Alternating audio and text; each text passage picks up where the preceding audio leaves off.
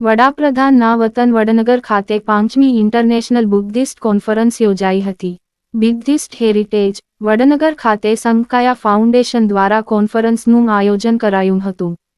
સવારે શાંતિ યાત્રા સહિત હેરિટેજ પર લેક્ચર યોજવામાં આવ્યા હતા. ओके, आपका नाम और डेजिग्नेशन?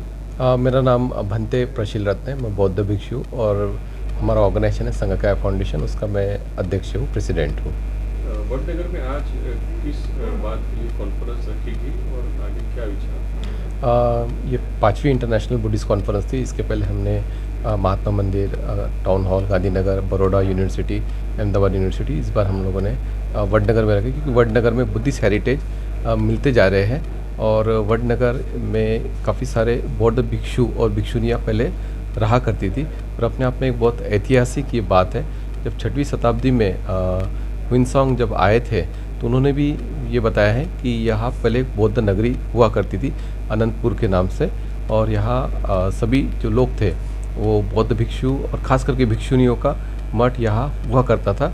और यहीं से फिर वो आगे ट्रैवलिंग करते हुए फिर वो सौराष्ट्र में गए थे। तो इसलिए हमने चाहते हैं कि ये पूरे वर्ल्ड के सामने लोगों को पता चले कि ऐसी भी एक डेस्टिनेशन है, कि ऐसी भी एक हेरिटेज है कि जो लोगों से अभी अनअवेयर है, और इसके लिए स्टेट गवर्नमेंट और सेंट्रल गवर्नमेंट भी काफ़ी प्रयास कर रहे हैं।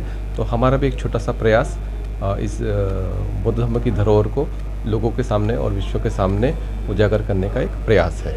आज खास करके आज आर्कोलॉजिकल डिपार्टमेंट किरीट भाई जी भी आए थे, और किस तरह से बुद्ध की जो शिक्षा है, तो बुद्ध की शिक्षा हमें एक शांति का संदेश देती है, और जो लोगों में और गुजरात में या पूरे देश में जो एक कटुता का जो एक भाव आ रहा है मन में, या द्वेष भाव जो आ रहा है, उसको किस तरह से हम मन से निकालें और हम लोग एक है, सारे भारतीय हम लोग एक है, तो एकता की भावना हमारे जीवन में किस तरह से आए, उसका एक संदेश हमने यहाँ से देने का एक प्रयास किया है। क्योंकि भगवान बुद्ध हमें बताते हैं कि वैर से वैर शांत नहीं होता है, अवैर से ही वैर शांत होता है। आज के प्रोग्राम में हमारे सांसद साहब थे किरीट भाई सोलंकी, जो पार्लियामेंट्री कमेटी के चेयरमैन हैं SC/ST एसोसिएशन के।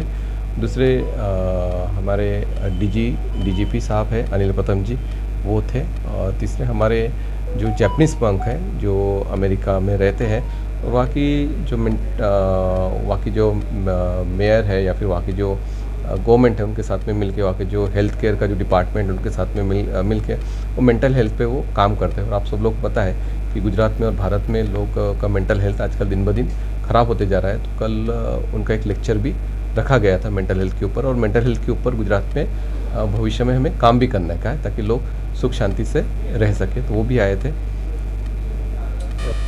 हाँ, ये हमें यही बताता है कि नरेंद्र भाई का ये बर्थ प्लेस है, और यहाँ पे काफ़ी सारा एक्सकवेशन हुआ है। आज से 10-12 साल पहले जब मैं आया था तब का वडनगर और अभी का वडनगर में पूरा बहुत बड़ा ट्रांसफॉर्मेशन हुआ है। और पहले जो साइट्स थी उतनी सुरक्षित नहीं थी, अभी बहुत अच्छे से वो सुरक्षित की गई। यहाँ मैंने देखा बहुत बड़ा बुद्धा स्टैचू भी लगाया गया है साइट पे। जब मैं एंट्री किया तो एंट्री पे ही तोरण है, बुद्धा स्टैचू है स्क्वायर पर ही। ये सब देख के हमें बहुत अच्छा लगा।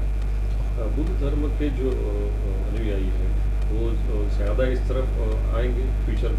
हाँ बिल्कुल, अगर स्टेट गवर्नमेंट कुछ प्रयास करती है कि इसको हम लोग अलग जो साउथ एशियन कंट्रीज़ है वहाँ कुछ शोज़ करती है टूरिज़्म को लेके, और ख़ास करके बुद्ध गया और सारनाथ जहाँ पे साउथ ईस्ट एशियन कंट्री से लोग आते हैं, वहाँ अगर कुछ डिस्प्ले करती है तो ज़रूर लोग इस साइड में आकर्षित होंगे। क्योंकि हमारे पास में एक ऐसी बहुमूल्य चीज़ है जो बुद्धिस्ट कंट्रीज़ के पास भी नहीं है, वो है भगवान बुद्ध की अस्थियाँ। तो बुद्धिज़्म के ऊपर तो काम करने के लिए सरकार रेडी है, पर बुद्धिज़्म का भी पता नहीं है।